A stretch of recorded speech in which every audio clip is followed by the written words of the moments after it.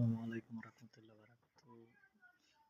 Good morning DXN. আমরা সবাই অনেকে মনে করি যে আসলে ডিএক্সএন করে কি হবে। একটা কথা হচ্ছে কি, আমরা যারা প্রবাসে থাকি ৫ বছর ৭ বছর আমরা অক্লান্ত পরিশ্রম করি, কিন্তু এখান থেকে সফলতা কি আসে? আমার ব্যক্তিগত সফলতা বলতে কিছু থাকে না, এটা ফ্যামিলিগত সফলতা আসে। এর জন্য আমাদের আমরা যে ব্যক্তিগত যে সফলতা, সেটা আমাদের আসে না। কেননা আমরা দিন শেষে ৫ বছর ৭ বছর যখন প্রবাস করি, তখন দেশে যখন যাই তখন আমরা জিরো। এর জন্য আমরা একটা বিজনেস সেট আছে, ডিএক্সএন বিজনেস। এটা করলে কি হবে, আপনি এখান থেকে ডেভেলপ করতে পারবেন, প্যাসিভ ইনকাম করতে পারবেন।